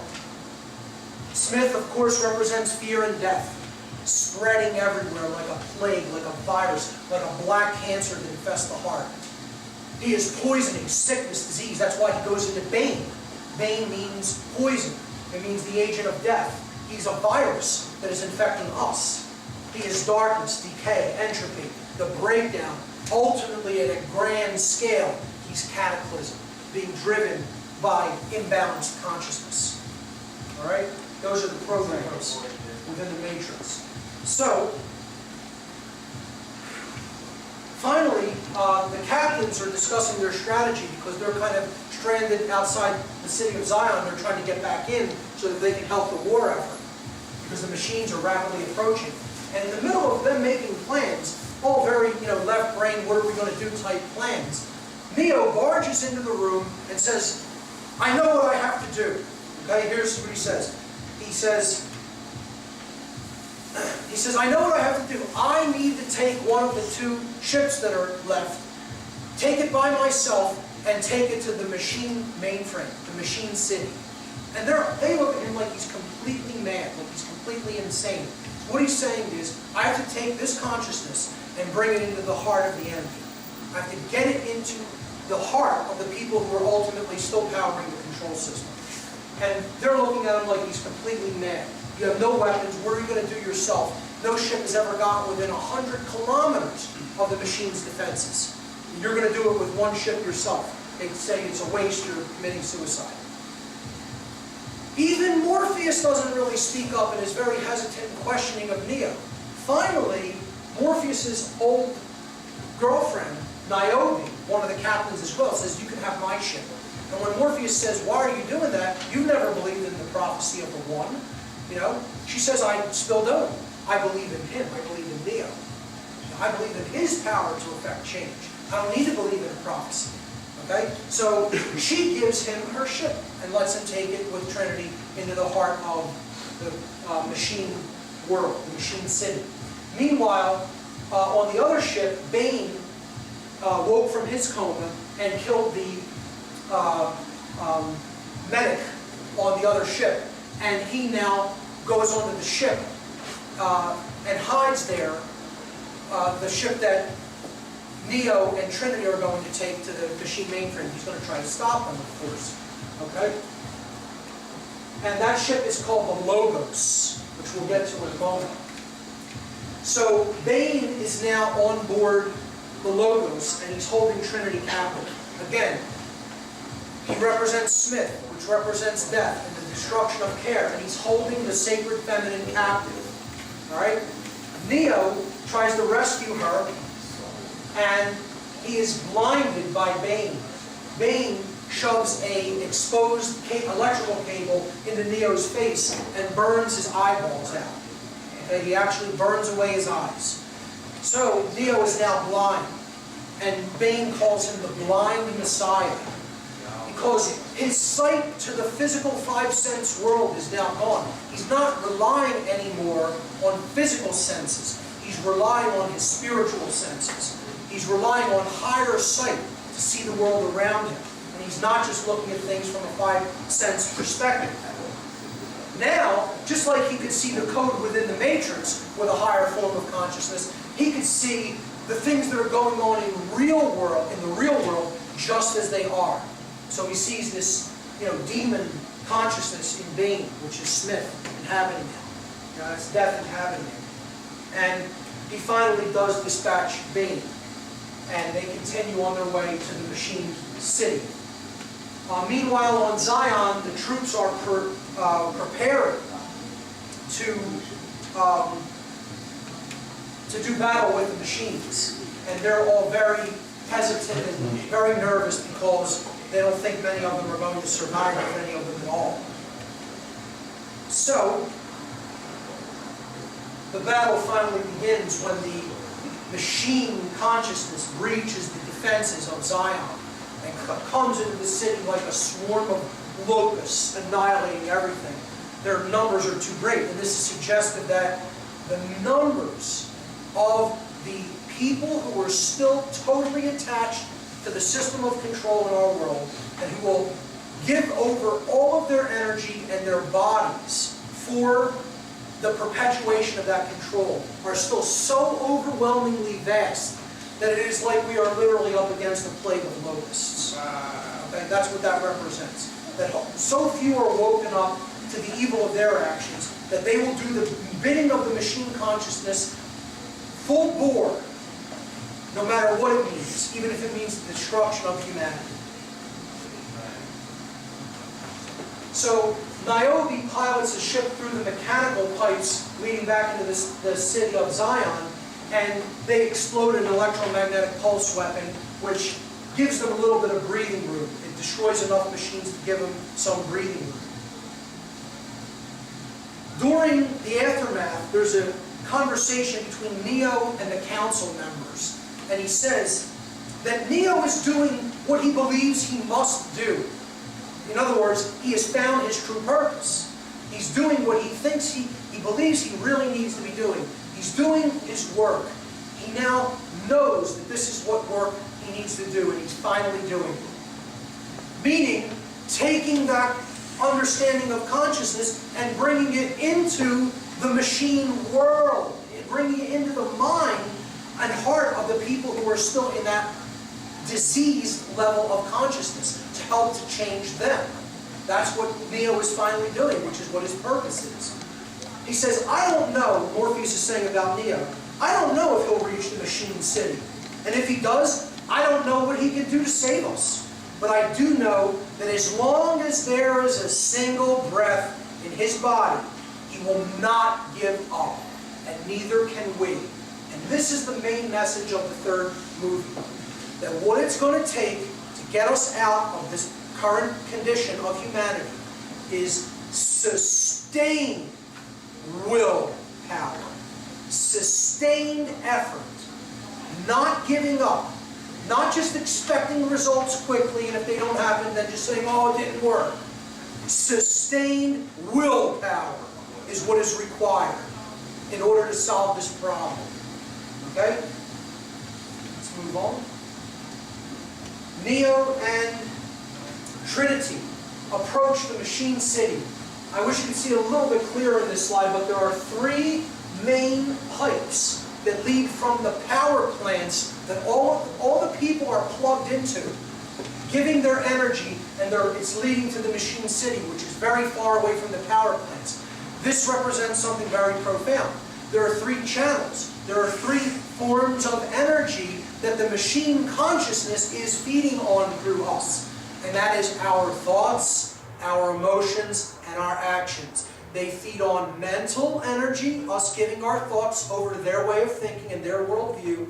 Our emotions, they want to wire our emotions up into a ball and have us pump out all negative energy so they can feed on that. And our actions. We give our physical energy over to the machine world, okay, to the control system. There's machines there that are unimaginably enormous, and seemingly what is Neo going to do up against something that powerful? But ultimately he can stop a lot of these machines just by holding up his hand. But so many of them swarm at him that he feels that he's almost overwhelmed. And he says, there are way too many sentinels, I can't beat them. So even with his level of consciousness, there's so many people attached and plugged into this control system, I don't know how we're going to beat them. Finally, he says, we can't beat them head on, so go up, go over them. And this is, again, representative of this concept that's brought out as a motif, going up. They go up into the clouds, above the dark energy. So this is rising up to a higher level of consciousness, and in doing so, you're going over that low consciousness. You are transcending it, and you can actually, work with it from that higher perspective to try to change what's going on down there. So he says, go up, go over them. The sky is the only way. I'm going to wrap it up fairly soon. The Logos then crashes on re-entry into the dark aspects of the atmosphere. This is very symbolic. Logos is a Greek word that means word. The word. Okay? Now, what did we say the most powerful word was? Ultimately, the lost word is no. And that's what this ship represents. It represents saying no, crashing. Saying no, failing. Well, not enough of us say no to the control system, then the word has crashed. The word has been blown apart because we're not saying no, the most powerful word. And that represents the death of care, because Trinity dies when the Logos crashes. So ultimately, not saying no, the refusal to disengage from the desire to control, is the death of the heart. That's what this is saying, symbolically, allegorically. That's when she dies, when finally the Word crashes. Neo says goodbye to Trinity, and now there's only one recourse. Because saying no has failed, now a sacrifice is required. So this is what's going to happen if we don't say no. That a sacrifice is going to be required, as it once was before, and I would suggest was many times before, but it's going to be required again. We don't want to have that eventuality happen. We're trying to avert that, ultimately, by going up over them, okay? Going to the sky and changing consciousness. But if it has to be done through a sacrifice, then it will be, and a small portion will fight for the whole. So, Neo says to Deus ex machina, which is the God out of the machine, which is what this big machine is, the hive mind of the machine world. That's what it represents. You know, the totally diseased consciousness of the intellect divorced from care and wisdom and out of control and ultimately trying to dominate everything. He says to it, the program Smith, this virus, has grown beyond even your control. In other words, death is going to destroy everything. Okay? You're not even going to survive this, you know, to control anything. You're going to have a world of complete annihilation and cataclysm left, you know, that you're going to rule. You're not even going to rule it. You're going to get swept up in that hard cataclysmic outcome. He says, Smith has grown beyond your control, and soon he will even spread through this city as he has spread through the Matrix. You can't stop him, but I can. So he tries to make a deal with the machine mind and says, I'll take care of the Smith problem if you will agree to free Zion, not destroy Zion. So the machines ask him, what do you want? And he says, I want peace. Okay, so he's the bringer of peace. He's trying to negotiate a stand down between the machines and humanity. So the machines plug him into the Matrix through their mainframe, through the machine mainframe. And when they do that, he's going to go in to fight Smith for the machine world, and the machines now stand down in the city of Zion, and no one knows why they're standing down. Morpheus, however, recognizes that this is something that Neo is doing, and he puts his weapon down first. He's the first person to lay down his weapon, because he's saying, I'm willing to give peace a chance. I'm willing to try to take the route of higher consciousness through Neo. Okay? So Neo goes into the Matrix to fight Smith. All of the other Smiths line up to watch it, because the one Smith who he's going to fight says, I have the eyes of the Oracle. I know everything. I know how this is going to turn out. Which is very arrogant of him, because he doesn't see, he doesn't really recognize that Neo's plugged into the machine mainframe. So the machines, the mainframe have access to this virus now. What does Smith do? He assimilates people. He goes into them, becomes them. They become him, I should say. Okay? So ultimately, in this fight, what Neo's going to allow to happen is Smith to go into him so that the machines can locate the virus and eradicate it. All right? And in the middle of the fight, when it's looking totally hopeless for Neo, and Smith drives him from the sky like a meteor, like a comet, into the earth, and opens up a huge crater and a big blast of energy, Neo still gets up. He still gets up for more punishment. And Smith asks him, why? Why get up? Why keep on fighting? You can't win. You can't possibly win. What you're doing is pointless. It is pointless to keep fighting. Why do you persist? And the response that Neo gives is because I choose to. Free will. Sustained willpower. It doesn't matter if the actual physical change isn't even going to be seen in your lifetime. I don't care about that. I'm going to continue fighting evil regardless of what happens, because I choose to, because it's the right thing, and that's what I'm going to spend my energy doing. The end. And it doesn't matter if one single other individual lifts a finger. I'll do that until I can't draw breath. Now, that's how we're going to get out of the matrix. Come up to that level of awareness and consciousness and willpower, and then we'll have a chance. And probably not a minute before. So that's the answer of how to get out of the matrix. It may require sacrifice, even giving everything you have. Then we'll have a chance. So, finally, he allows Smith to absorb him, go into him. And in doing so, since he is still connected to the machine mainframe, now through this act of sacrifice, the machines can locate Smith and exterminate his program. And that's what they do. He is blown up in another shower of immense white light. But this time, when he blows up, all of them blow up, all of the copies. And it blows up in the shape of a cross. Because this is about sacrifice. This is about completely giving of oneself in a messianic act. Okay? An act of willingness to save others. So this brings us to what is the actual character's name in the Matrix world mean. Anderson. Ander, man, son, the Son of Man. He is the Christ figure. He is the Savior figure, the Messianic figure. And when he dies in the Matrix, they show a cross right on his chest, and he's in a shower of golden light. Because he's the Christ consciousness. Neo is the embodiment of Christ consciousness and the willingness to give everything to create a change in the world. That's what he is. And you see the final position that his body ends up with in the machine world, in a position of crucifixion. So that is what Anderson ultimately represents symbolically. In doing this, the machines broker a peace between them and the humans, and the war ends. The war between the machine consciousness and humanity is over.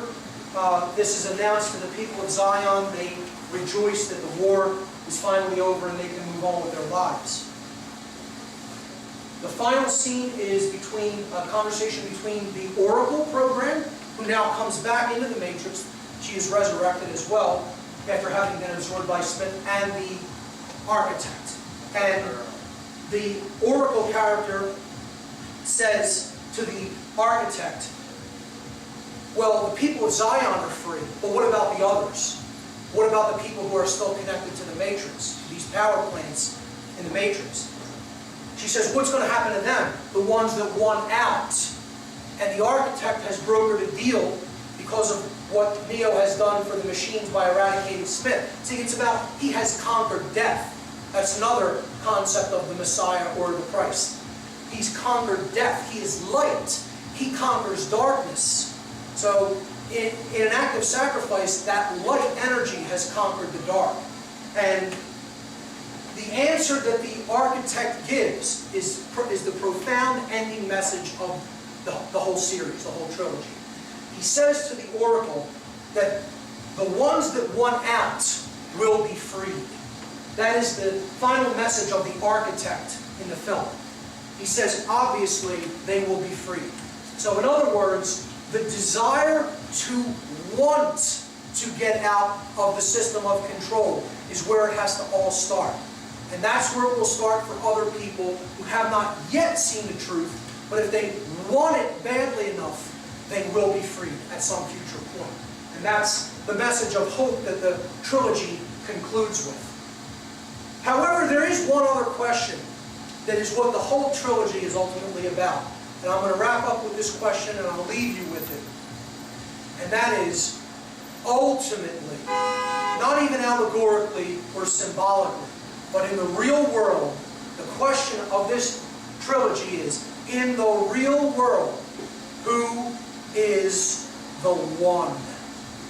And the answer is, you are. You are. Thank you very much, ladies and gentlemen.